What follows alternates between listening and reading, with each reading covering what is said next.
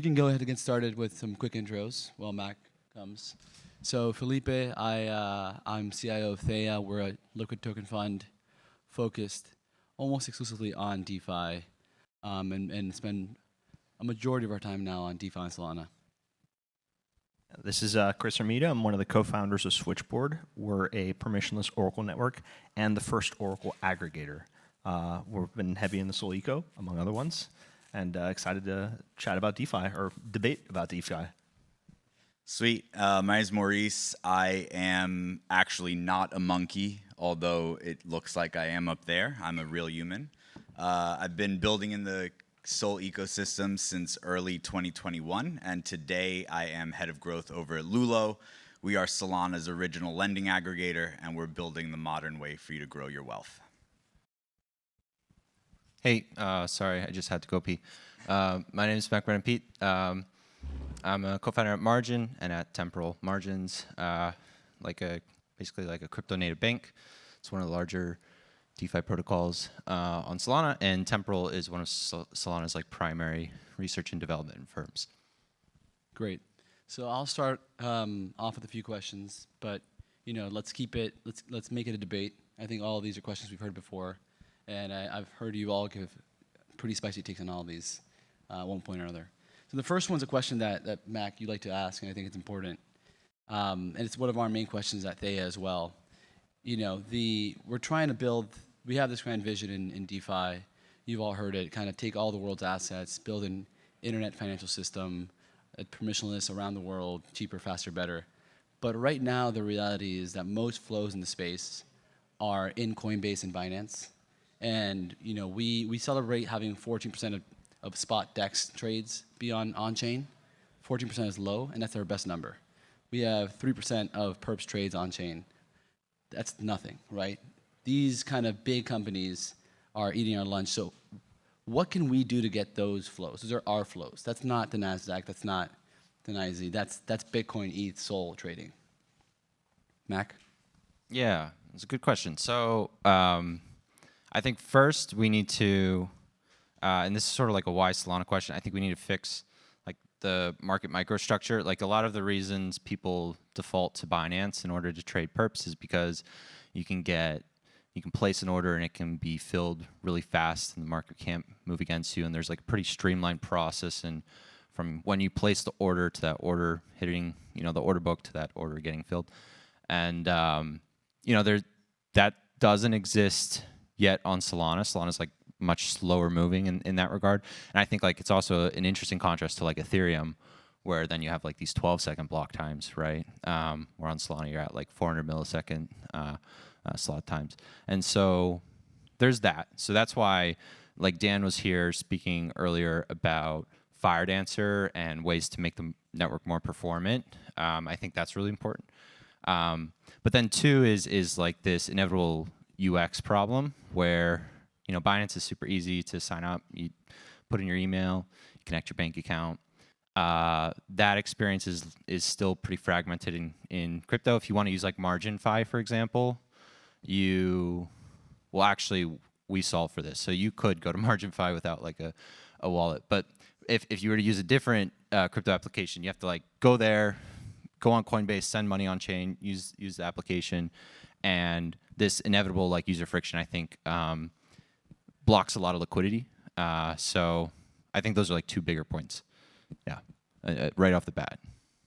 I would add to that where at Lulo we added TipLink, which allows you to essentially not have to use a Phantom, Solflare, or hot wallet, but there's still the friction of funding that wallet. And I think the more that we can reduce the friction from onboarding, I hate calling them normies or normal people, but the more that we could onboard retail without the friction of having to sign up for a centralized exchange, having to deposit USD, go through KYC, get that off exchange, get it into a hot wallet, then deposit it into a DeFi protocol. And on top of all of that, there's risks involved, right? So something that we're highly focused at Lulo is how can we up the security measures? How can we make people feel more and more comfortable using DeFi, participating in DeFi?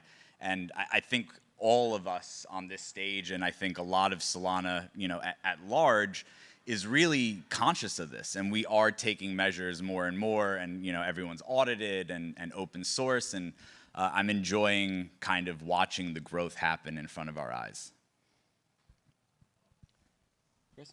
Yeah, I think they touched on a lot of points, but the way I see it is that CeFi will always be more efficient at just the single sort of point of you only have one server, you only have one order book that you're relying on for this, compared to DeFi where there's just so many other considerations and trade-offs that you have to do when you're building products.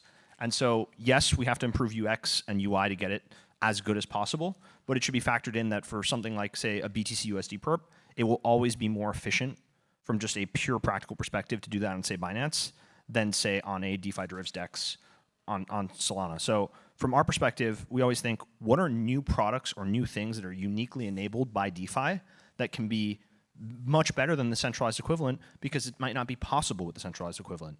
But then from the UI and UX perspective, even if it's not objectively better, is it a good enough trading experience for the majority of users where they're okay doing it? And I think regardless of sort of the market microstructure issues that Mac is talking about, it can get to a point where it is good enough for the average user. Actually, one quick thing. I think Chris just made me think. I think actually Solana trading could rival Binance, even from a market microstructure perspective, when you actually just expand a few notable variables of consideration. So like number one, take Binance for example. Binance, Binance has this sort of like co-location priority with really key market makers, and what that means for people is that there's like back in the day, there was Jump and Tower that Binance would basically call up and say, hey, our server is located right here, so you can move your servers right next to it, and you can get the lowest latency possible. And no one else is going to know about this. We're also going to rotate it every quarter, and it's going to be impossible to really get this fine-tuned. And so now everyone's at a disadvantage to you, and we're prioritizing you because you do a ton of volume on our exchange, and you give us lots of fees, and we're happy with that. And that will sort of always exist, right? There's priority lines that Citadel Securities and all these HFT shops get to run to areas where price discovery is happening that other people you're never going to get access to. Sorry, trading through TD Ameritrade. And so there's this huge imbalance of access and opportunity, which Solana theoretically could dethrone, right? Because everyone's now plugging into the same network from nodes all over. So that's cool, and that would actually make the market microstructure for everyone better in terms of just getting to the point of price discovery faster. So I don't know, just a quick tangent on that. This is totally's NASDAQ at the speed of light. You're saying that that might be better microstructure than having 5 shops all co-located. Right, and then you have the variables of censorship resistance and some other stuff. That's what Chris pushed on too, which is good. Which is let's make it better first, accounting for all variables. So we run our fund fully on chain.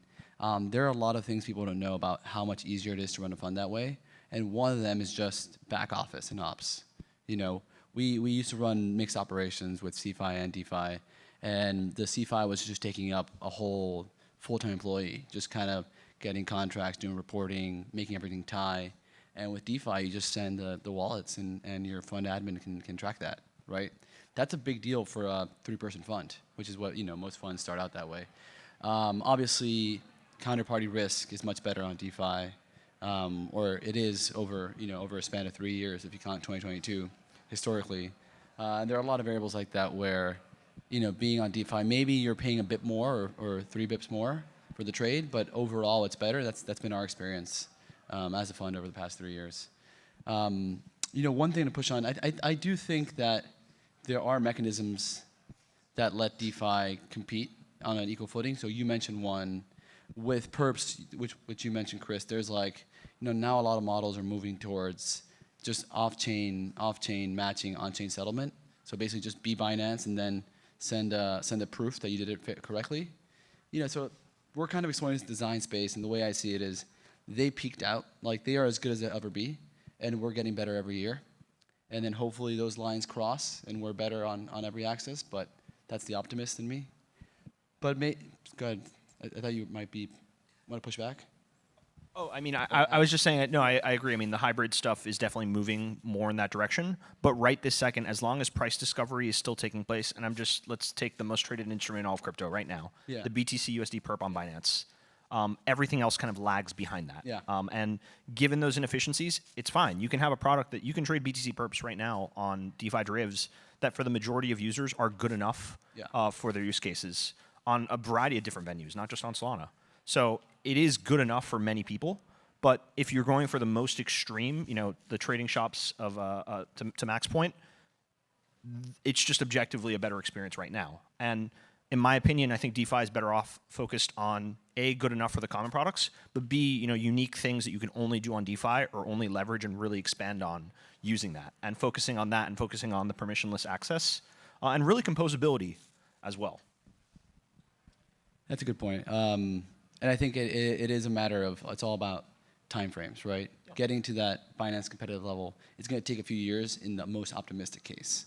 So what can we do right now to kind of pay the bills and get people excited? And there's a lot of things that you can only do on DeFi. One is, we had this for the end, but it is the reality of what's going on now. Obviously, meme coins are the main event on DeFi. And I mentioned them not to be not to bring something exciting, but because they are paying most fees, right? If you're a fee-based investor like we are, like, that's where most fees are coming from. They're the reason yields are high on lending platforms at all, and then the reason that most new traders are involved. So I guess, how much do we depend on meme coins right now? And how different is that from the 2020, 2021 cycle, where we depended on what I think were meme coins as well, narrative tokens, which I see as the same thing with a slightly different story? And how long does it take for us to get off that, if at all? Yeah, I can speak from personal experience, at least with I've been in crypto for a long time, and I remember seeing CryptoKitties many years ago and thinking, oh, NFTs could be really cool. And then we saw 2021 and into early 2022, NFTs were what blew up Solana. It's what brought most attention to Solana. It's what brought most interest.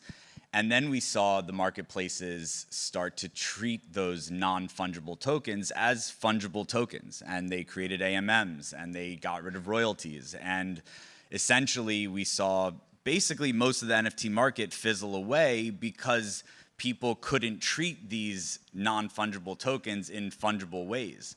And I think a little bit of what we're seeing now with meme coins is that same kind of frenzy. And I don't want to discount any parts of people using decentralized products as bad, right? I think meme coins have their place in crypto, and I think memes have their place in society, right? Memes have been a part of internet culture since, as long back as forums existed, right?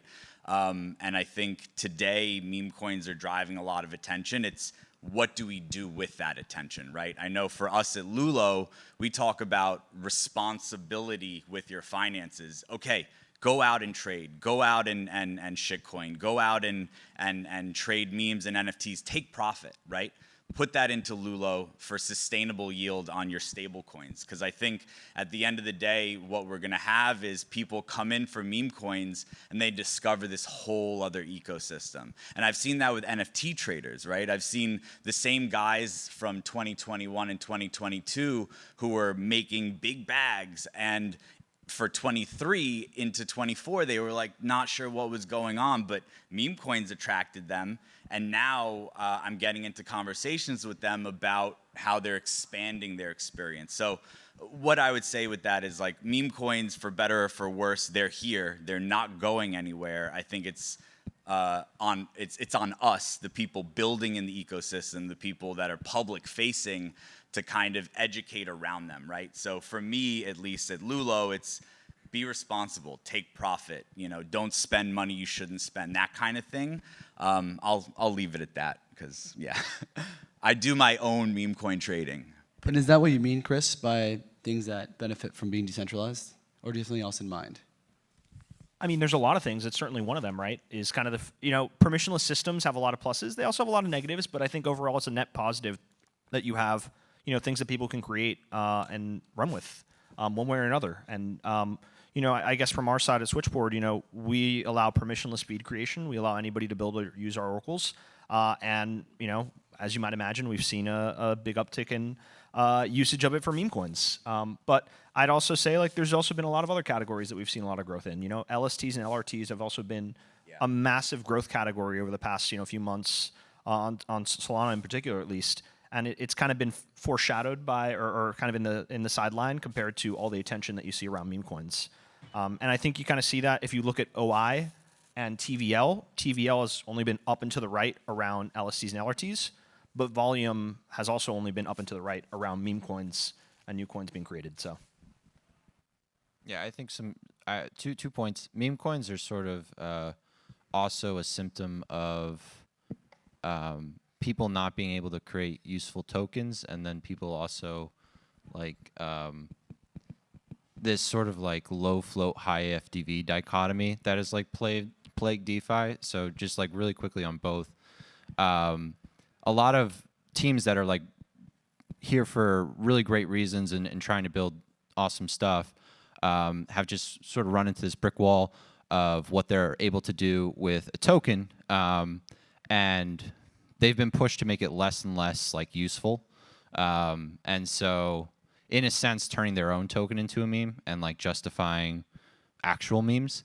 And then there's this huge problem of, because investors also typically aren't allowed to, because product builders typically aren't allowed to sell their token to the market, they have to do this convoluted airdrop thing where they'll airdrop a small percentage of the supply, but then they'll also have to retain the rest of the supply because they're afraid of creating new tokens. And so the market then ends up trading 10% of the supply with 10x the unlock hanging over their heads.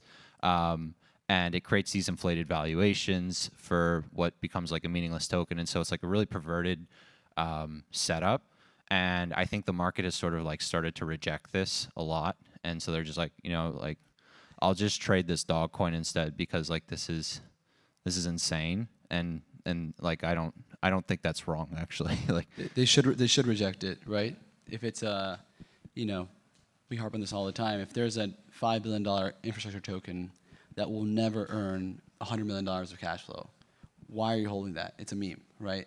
It's a meme created by a small group of investors who bought at 20 to 40 million, selling it to you at 5 billion, and they're going to unlock and sell it to you. So don't do that. Just buy the dog token instead. People used to complain about the VC tokens, and now they're complaining about the meme tokens. I'm very curious what they're going to complain about next. But yeah, but it's all just a symptom. I do think that your structural point is right, which is, in my view, and I know Chris disagrees with this a bit, it's all a symptom of us not being able to put productive assets on chain. And that's a regulatory concern, right? I think that there are a lot of people in the world who want US dollars, they want Apple stock, they want NVIDIA stock, and you can trade it on chain. And it's not as good as the NASDAQ if you are a professional fund that's tied in, but it's better if you're anywhere in the world, right? Except for New York City. That hopefully the regulatory picture is getting better here. We obviously have an election coming up, as you all know. I think regardless of who wins, the regulatory landscape will change. The lobbyists that we have on our side are doing good work. I think that people have noticed that crypto is an active industry willing to kind of donate and fight, and it's not really worth getting a fight with us because who's voting for you based on an anti-crypto stance? I don't know. But one question I have for people. Well, we are in Massachusetts, and there's a notable senator here that tried to pull that off. So I wasn't aware. But I guess what regulations, if you could pick, you get brought into the White House, Jan 10th, and they ask you, what regulations would you like to see that help DeFi in particular? what would you say? I'll pick one. I think the stablecoin bill, which was going to get passed likely before FTX blew up, and then because of the blow up was rejected, would be a binary moment for DeFi. We've seen stablecoins grow into the hundreds of billions without proper regulations. You can't really spend them. You have to your point, Maurice, onboard and offboard, and that's painful and it's expensive. But the whole world wants US dollars. You don't have to sell, it sells itself, right? And having regulation like the one crafted 2 years ago that allows you to spend that spend it on Netflix or Amazon or Apple, or just plug it into Visa really matters. And I think that's something that could be passed in the next 2 years here, which could bring a lot of real assets on chain for us. So what are you guys excited about there? I'll go ahead and start, Please. if you don't mind. No, I think the biggest one is just DeFi doesn't fit well into the existing frameworks at all. Yep. And it is, maybe there are ways to do it from an agency perspective, but really the most effective way was with comprehensive legislation. And that's true for both the CFTC and the SEC. I think people are really hung up over certain SEC challenges and interpretations, but actually there's a lot of stuff on the CFTC side as well that I think expressly prohibits certain DeFi ideas, if you will, from happening. And you saw it with some of the stuff around the prediction markets with Chalfin and kind of the intense pushback over that. I think kind of a complete overhaul there to really exempt, like just even the concept of an FCM and a custodian, right, in the context of DeFi, kind of has to be redefined. And so, regardless of the agency side, regardless of who's running it, this is stuff that Congress really should take action for and really make it so that you're addressing those concerns with consumer protection while at the same time offering people as much access as possible to, sort of what we hope pushes the world forward. That's a great point. Actually, people don't really know this, but if you're a fund above $150 million of assets, and the number can change, it becomes very, very hard to operate on DeFi.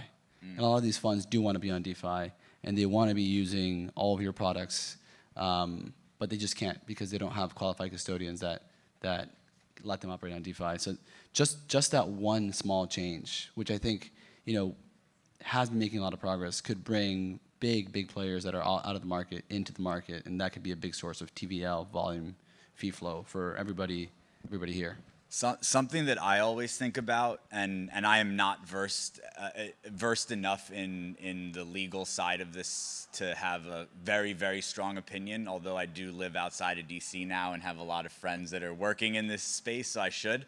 But I always think, when I think about this, about the Tornado Cash developer and how the old system is wrought with middlemen and intermediaries, and in this system that we are all working and building in is decentralized. And we've cut out those middlemen and we've cut out those intermediaries, and code, whoever develops the code shouldn't be held liable how other people use that code.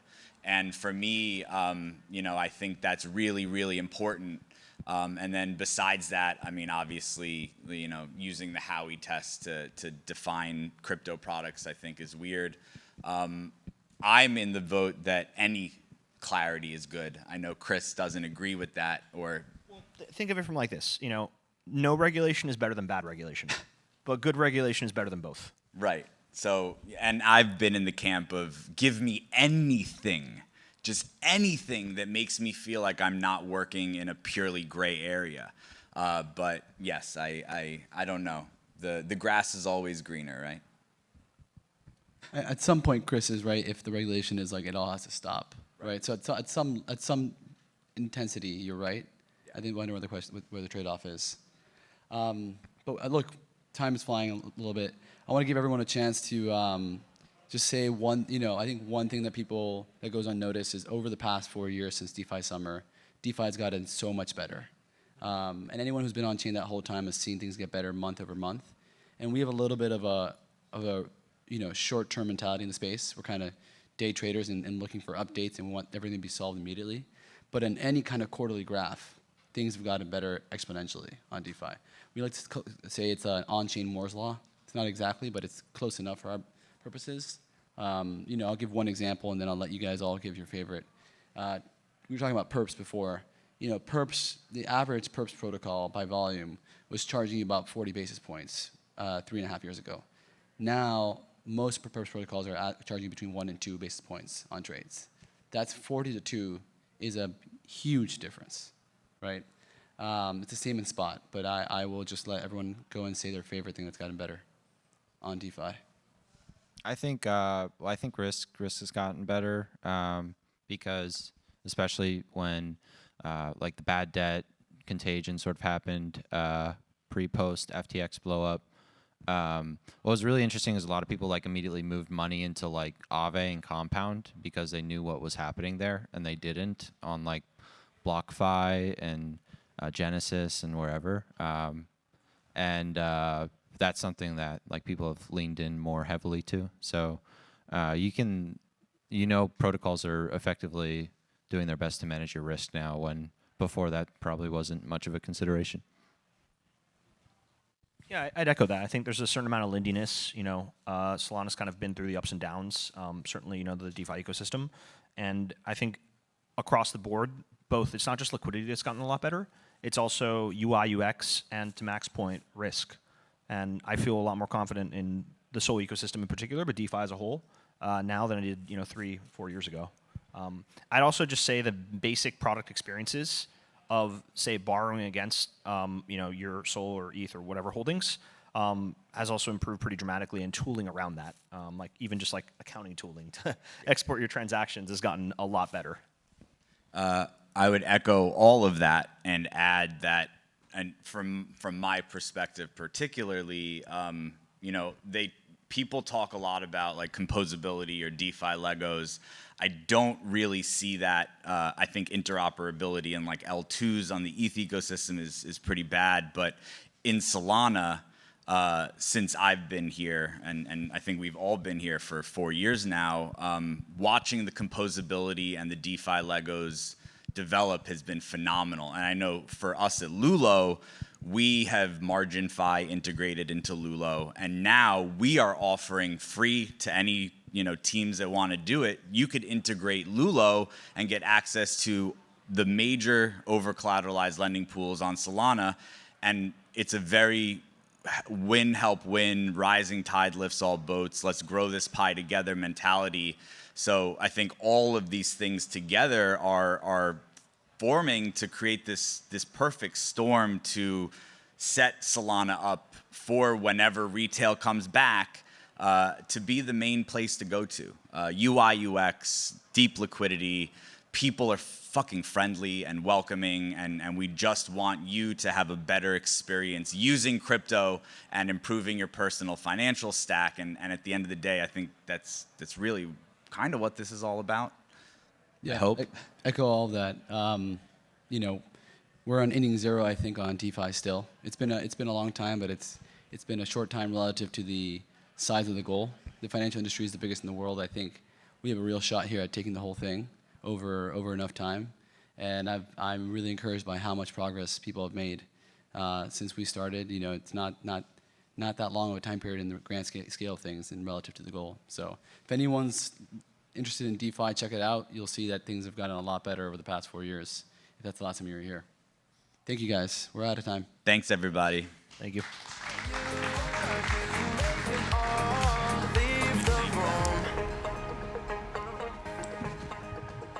All right, ladies and gentlemen, we're going to have a quick break. It's 3:10 now. We'll be back in this room at 3:20 for our next session. So a quick 10-minute break. Thank you.